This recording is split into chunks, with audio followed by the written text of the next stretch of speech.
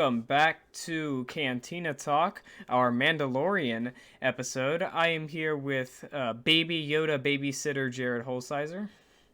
I'm here with Padawan Ryan Shaw. Right on. Obviously, last night, midnight, the big release of The Mandalorian. I already put a written review out onto the site, but we're going to dive deep here into this episode. Indeed. Overall, give me your general feelings about this. What did you think of the first episode? Oh my gosh. I literally don't even know what to say. Like Right. I'm amazed by it. It's such well put together, and I don't know, it's just a good first episode. And it's an hour long. I really hope Right. that continues. I know. Yeah, it's Also, nice to sit down and be on a like, oh, side yeah, and on a side note, if you have not seen the episode, please go watch it. There may be spoilers oh, this in will be in full this spoilers. Yes. I so think fair enough to say if you're listening to this, you want to know what happened, you're curious. Real quick spoiler, non-spoiler review would just be that it's a good episode with the Mandalorian trying to save a town. That's what I would tell you. But yeah. um, but we're gonna dive full into everything. So yeah, go ahead and leave if you haven't seen it already. I think that for me, it comes down to something that I put in the end of my review, which is that this show, and especially the way that we think it might be heading, is very fan service, where it is going to service the fans. And me personally, I know that a lot of people are like, oh, I don't like fan service, you know. But I've been a fan for a very long time, and I want to be serviced personally. It's kind of Yeah. what I want. I want you to serve me the things that I like. So this episode, from everything to, I mean, first of all, hashtag save the Womp Rats. They talked about Womp Rats like 4 times in Dude, this I episode, know. and we saw it one other time. And on the screen right now is actually a crate dragon from the original novels. If you look on the screen right now, Wow, that's yeah. cool. But anyways, yeah, I mean, which we'll get to in a second, the whole crate dragon situation. But yeah, the Womp Rats. First of all, come on, can we not get a good Womp Rat around? Right? Mentioned like 10 times in the episode. I know. But go ahead. We're gonna start here at the beginning of the episode. The Mandalorian. So how much time did it feel like had passed for you? What would you think if you had to take a guess? How much time from like the last episode Yeah, of the from first season yeah, to then? Trying to think. So he left off, he was leaving. right, with his jetpack and Yeah. I got the feeling that it was at least it had been a couple of months. I don't know why I just kind of got that Yeah. feeling. Yeah, I think it was either a couple of months or I don't know, maybe a couple of weeks maybe. I don't Maybe know. I don't even, know if yeah. it's a couple of months, but But he heads off and he talks to this Gamorrean, kind of like the Gamorrean fighting pit area. And one of the first things that I always want to be pulled into an episode, and I thought that the character model on the Gamorrean Gor Koresh, the main mhm. guy he was talking to, man, that really looked like a real life, actual walking, talking Gamorrean. Oh yeah, And oh 100%. I my totally lord, that agree. was awesome, man. Yeah, Yeah, it that was was awesome. I just that pulls me right in. I'm like, okay, I'm there. Um, but but yeah, so he pretty much tells the Mandalorian that hey, been a Mandalorian spotted on Tatooine, um, and so that's where Mando's gonna go, um, And to he's follow. Yeah, he's also quite confused because he's been on Tatooine and he has never seen a Mandalorian. right. He didn't see a Mandalorian then, and so yeah, a little bit like what is going on. Now, also I wanted to bring up the idea. Do you think that Mando needs to protect this baby more? Because he's walking with this baby out of the pouch. The child just showing its face everywhere. Yeah, I mean, he I even leaves noticed it that. at a point later in the episode. He actually walks into a tavern and leaves it outside on his bike. Yeah, I've kind of noticed that that he's not like protecting this little baby Yoda at all. Right. Yeah. Like he's just kind of letting it do its own thing. I really liked the fight scene with the Gamorrean guards. I think that it was good. It was inventive. I like that he's actually using like the hardiness of his new armor to take some punches. Like someone will throw a punch and he'll just be like, all right, yeah, I can take that on the top of my head, and it'll hurt you Yeah, more than it'll hurt me. yeah, that was one of my favorite scenes is when he's that one guy punches him once Yeah. twice, and then the third time he fucking rams his head right into the Right. punch Yeah. and He's like, breaks there you his go. hand. Definitely. Yeah. No. I'm excited to see more of kind of like the inventive Star Wars combat going on later into the season. But um, he leaves and he heads to Tatooine. And of course, arriving at Tatooine, he arrives at the same kind of. I think it was in Mos Eisley, the same spaceport there with the same female for the first Hmm. season, who I didn't love, but when I saw her again, though, I kind of got a little like, okay, I'm okay with a little bit of familiarity if we're going to be coming back to some of these locations, and the running joke of him not wanting droids to work on his ship. Yeah. It's amazing how we're only a couple we're season 2, episode 1, and I already feel like they've got running themes going on in this show that I quite like a lot. Next, so of course Star Wars fans know Mos Eisley, Mos Espa, the two big kind of areas that you're going to be on Tatooine, other than the sand of like the Sea of Doom in sand. But what did you think about that? There is another hidden moss, which is Mos Palgo. I mean, it makes sense. Like Right, it's the sand. There's sand dunes. There's gonna be people that aren't inside the main cities that are gonna want to survive. right. So I kind of I agreed with it. Yeah, Um, no, I think it made sense when you're talking about how they hid after the Empire had kind of mhm. gone away, but that is where apparently this person wearing the Mandalorian armor had come from, and he's got to go to pretty much Mos Palgo and find whoever this Mandalorian is, and he finds it pretty quickly. But before that, I wanted to talk about the scene where he kind of strides in on his speeder, slowly through town, with a bunch Oh of yeah. people looking at him. And at first, maybe they're looking at him like an outsider, but looking at it back, they were looking at him like, you're another Mandalorian coming into our town where our sheriff's a Mandalorian. Yeah. And Yep. there's so many Western vibes with, a sheriff of one town going over and to like challenge and duel the sheriff of another town, and the Oh yeah. townsfolk just looking at him like, uh-oh, it's about to go Something's down. about to go down. Yeah. Right, yeah. And then that's where Mando decides to leave the child on the bike, and I'm just like, I, he's gonna get kidnapped one of these days. It really is. Um, Hmm. Well, but maybe I don't know. Maybe the Mandalorian thinks that he can hold his own. I mean, he's seen his powers. So. right, right. And then of course we see Cod Vanth, who and I put this in my review, but if I read the book a long time ago, the Empire's Edge book, and Cod Vanth is in there wearing the Boba Fett's armor in that book, and they even call him the sheriff in the book. But you didn't get a whole lot. It was only a couple of pages of it, but it was kind of like a, hey, the armor's out there. It lives. But now that we got it on screen, what did you actually? How did you feel seeing Cobb Vanth and the Mando chatting back and forth? I knew right away that Mando was not gonna like that he one took his helmet off, which he did. Right. Yeah. Yeah. You're right. I didn't think about that. Yeah. And two, he's wearing Mandalorian armor that's not even his. So it's like impersonation of a Mandalorian. Yeah. Yeah. Mando's not gonna like that at all. So like immediately I knew that there was gonna be something going on. Right. Do you like the show when it's at its like when it's more about space, or when it's more about Western for this show in particular? Honestly, I'd rather go Western. I like the Right. I Western agree. vibes of it. And I think this is kind of like episode 1 that felt also very Western, especially with the last stand with Mando and IG-11, kind of doing their last stand in the cantina there with everyone kind of coming, fighting Oh yeah, fighting in on yeah. them. And this one felt kind of similar in the sense that like you have a like a Mexican standoff pretty much between these two guys. They're standing there, their fingers are twitching. They're who's gonna pull the trigger first type of a deal.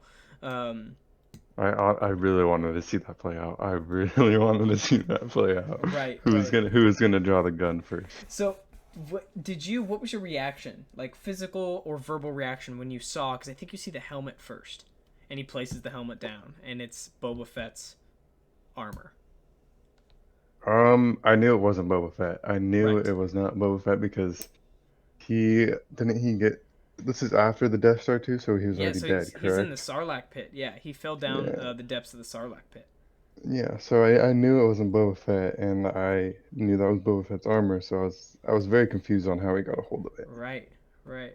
No, that's awesome. And that's kind of that thing of like sometimes being so deep into the Star Wars news and castings is almost not a good thing because I had kind of already known about this. Timothy Oliphant, the actor that plays Cog Vampire, who I thought did such a good job in making me fall in love with the character in a Oh way that yeah. I was not expecting to. But he might be my favorite character in the TV show now, like the whole show. Just one episode seeing this guy carry himself like, hey, I just wanted to be a good sheriff to this one little town that I found. And I'm like, oh, man. Yeah, and Um, he strives to like put his town first before like anything, which is amazing. oh, absolutely. Yeah. But anyways, yeah, about the Mandalorian armor, or Boba Fett's armor in specific, I freaked out. It was just seeing it for the first time again, I guess, because it's been a minute since I've seen Empire or Return of the Jedi. So actually seeing it physically again got me kind of emotional. I was like, oh man, like, and I've never really been a big Boba Fett fan. I thought he didn't do a whole lot in the movies, and I thought a lot of people kind of overestimate the impact he had in those movies, but something hit me when I saw that for sure. Next is going to be the kind of the storyline of the Crate Dragon. It rides through town. It's terrorizing the area. Did you know that Crate Dragons were a thing before this? Oh no, I had no idea. I didn't even know what it was when it popped up until they said the name, and I was like, "What? A Krayt Dragon?" Right, right. So from a newcomer's perspective, the Crate Dragon did it. Was it awesome? Was it, or Oh was it something yeah, else? Yeah. I love that it was like it just kind of like moves through the ground and like just pops up and like eats whatever it like wants, and it's fucking massive. Excuse Yes. my language, but No, it's that's yeah. massive. It is huge. No, that caught me off guard. Because back when I really started to like fall in love with Star Wars, probably like 8 or 9 years ago, I had found out about the Krayt Dragon, and I was like, oh, that's cool. Because in Episode 4, where Obi-Wan like shouts, or I guess he's Old Ben at that moment, when Old Ben shouts and scares all the Tusken Raiders away from Luke's body, Hmm. that shout he is imitating a Krayt Dragon, like the sound of it, and so all the Tusken Raiders Oh, scatter because he's shouting like a Krayt Dragon. interesting. I didn't Yeah, know that. and then I'm reading a book right now called From a Certain Point of View, and there's a whole chapter about Tusken Raiders hunting down a Krayt Dragon so that they can prove their worth in the tribe.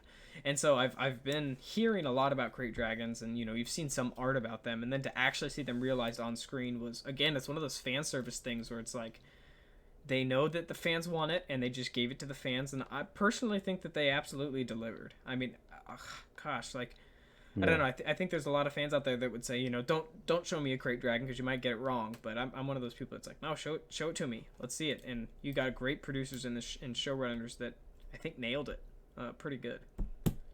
The child or Baby Yoda in this episode, before we move on any further, kind of got the background treatment.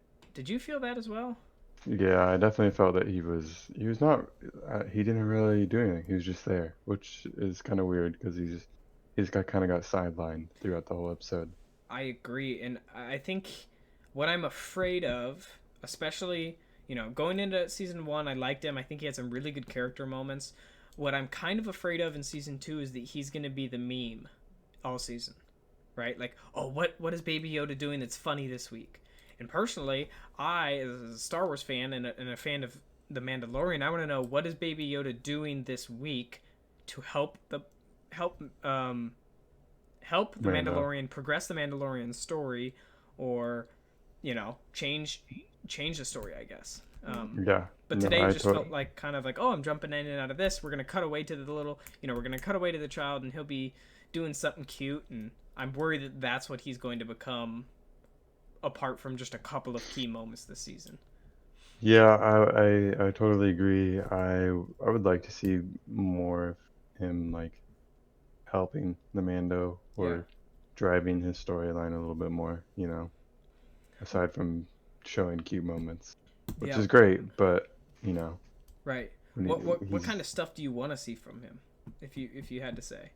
I want him to I want them to show him growing in his power. Like Oh he's yeah, slowly becoming definitely. stronger with the force, which the Mando doesn't really know about, correct? Right. I Yeah. believe. No, you're right. Like he's just kind of like that's kind of what I enjoyed about the first season is especially that moment when Mando's fighting the Reek, like the rhino, the hairy rhino creature, and Hmm. that's the first moment the Mando goes, oh crap, this thing's got some power to it. And other than that, you got that maybe one or two more times, but that's what I'm excited for this season is I like More the of that. idea Yeah. of the Mandalorian trying to be a father to a child who has powers that the father doesn't understand, right? Hmm. And I think Yeah. that's a really fun dynamic rather than the father is just running around and the baby's doing cute stuff, personally. Yeah. Hmm. Um, but moving on, the next thing is in exchange for defeating the Crate Dragon, um, the the what Cod Vanth promised the Armando Din Djarin is the armor in return. You know, you save my town, I'll give you my armor, and that's they both lived up to their end of the bargain. I like the I like the idea that the Tusken Raiders and the people of Mos Palgos are coming together. I thought that was pretty good, and I like that they're bringing back that the Mando can speak Tusken Raider, and apparently that was Pedro Pascal actually doing the chants, and he apparently learned the actual Tusken Raider sign language for this show. So that's kind of fun, Wow, that's awesome. right? And you kind of get a little snippet of that on his way to Mos Los Pelgo. Pelgos, yeah, no, definitely, yeah, just like a reminder. And then he comes back and he unites them, and I think that's that's a story as old as time, right? Two enemies, coming together and fighting for against a common enemy. Hmm. But he does get the armor. Takes, which is great, man. Seeing Mando, our Mando, speed away with Boba Fett's armor is something to behold. I have a question. Do you think he knows that's Boba Fett's armor? Because he would have been alive, well alive, probably in his 20s, when Boba Fett was at the height of his bounty hunting fame, right? Um, Yes. does he know whose armor that was? That might be something I want to look at on a rewatch and see if Hmm. he reacts. But what do you think? So, well, that's the thing I'm trying to think of right now is when he sees the armor for the first time, do you think he automatically recognizes that that's not Boba Fett or that that's not a Mandalorian underneath their armor? See, my gut is telling me that because of the way Cobb Vanth was wearing it with red, you got a red shirt on, you got these tubes that look like they'd added on later afterwards, sticking up out of the suit. I think that Mando could tell it wasn't a true Mandalorian wearing the armor, rather than seeing it as Boba Fett's armor not being wielded by Boba Fett. Yeah, yeah.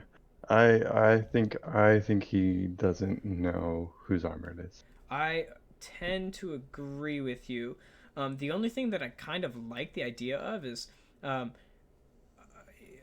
this is a weird point in Star Wars fandom because right around 2015, when Disney took over the canon, one of the things that was going on in the comics and stuff, or not the comics, just kind of like in the fandom, was that Boba Fett, or I guess more specifically Jango Fett, the one the clones were based off, was not a Mandalorian, but wore Mandalorian armor because he liked pretty much the look of it, the look of Hmm. it.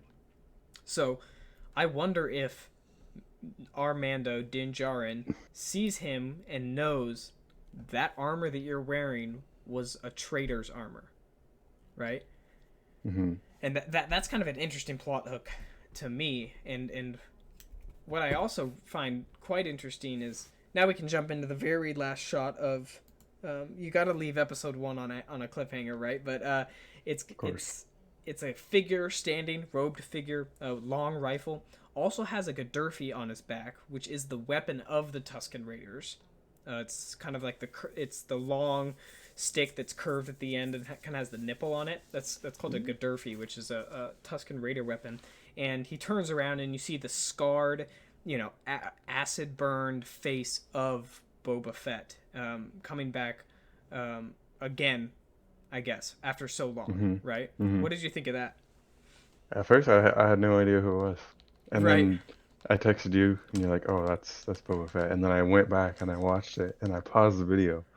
I was like, "Wait, that is Boba Fett. Yeah, Yeah. it looks just like him." Right. Or it Uh, looks like Jango well, Fett, right? Jango Yeah, Fett, yeah, right. but Exactly. Yeah. No, definitely.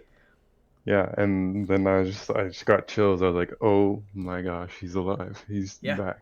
He's alive. He's Which back, and also I have another question yeah, because the crate dragon where it was denned at was a Sarlacc pit.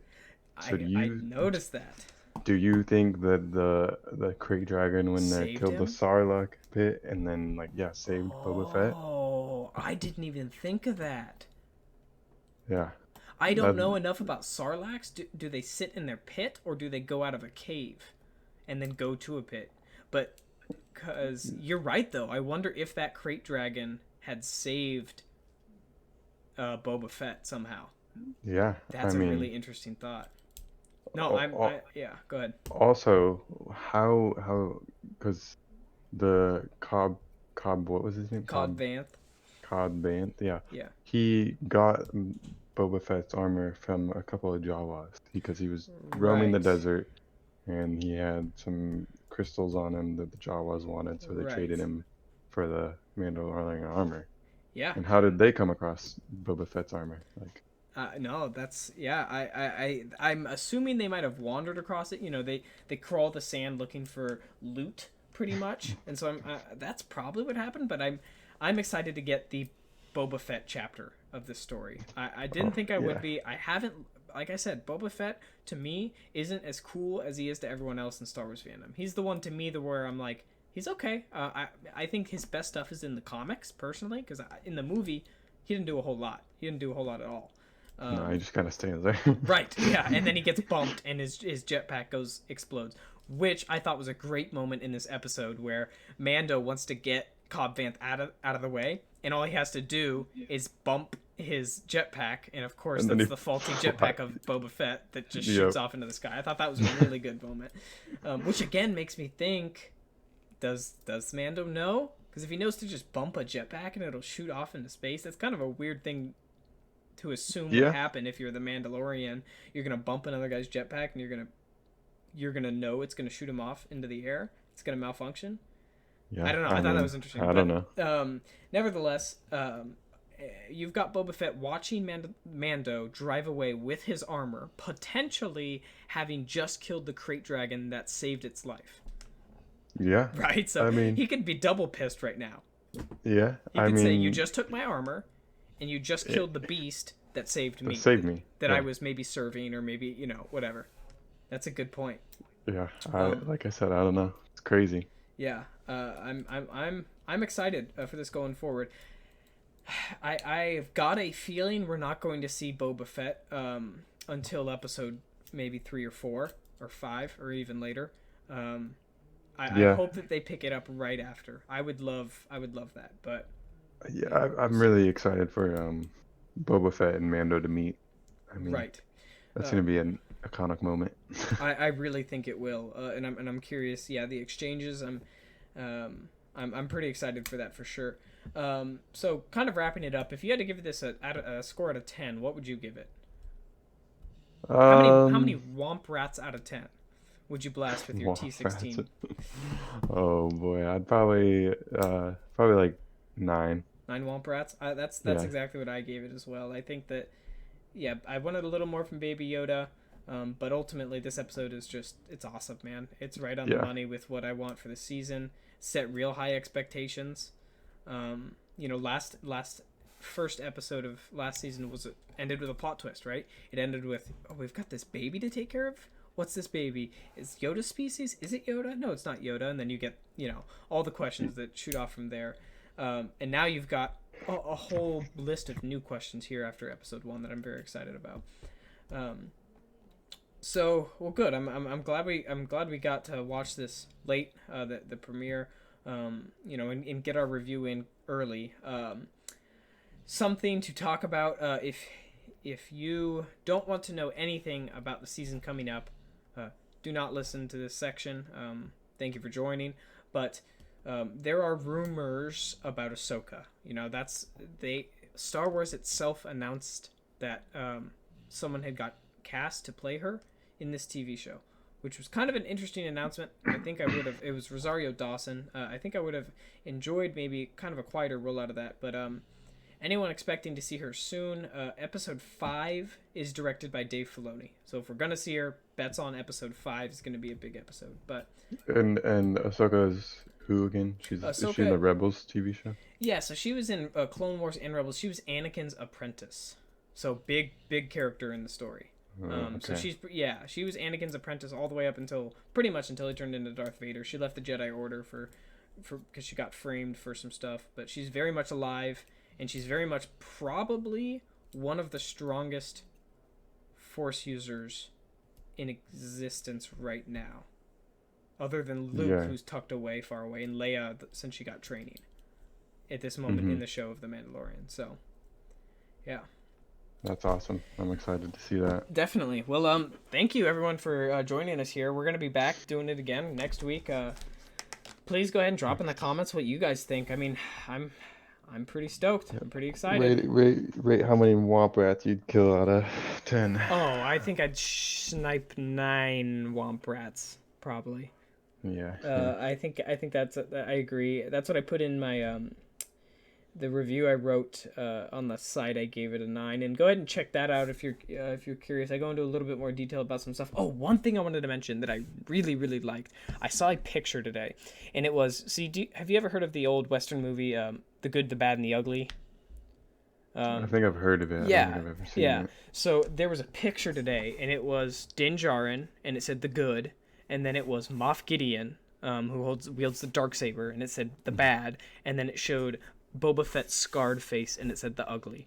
And oh my gosh, it sent goosebumps up and down my spine. Just thinking That's insane. Like we full on have a Star Wars Western on our hands, and I am in love with it. Yes. All right. Well, until next time, thanks for joining us for Cantina Talk. We'll be back next week doing the same thing. The main show of Cantina Talk will be just probably postponed until after Mandalorian is done. Unless some crazy news comes out during the rollout of the show, then you and I can get together and do a news segment. But all right, may the Force be with you. Always and forever.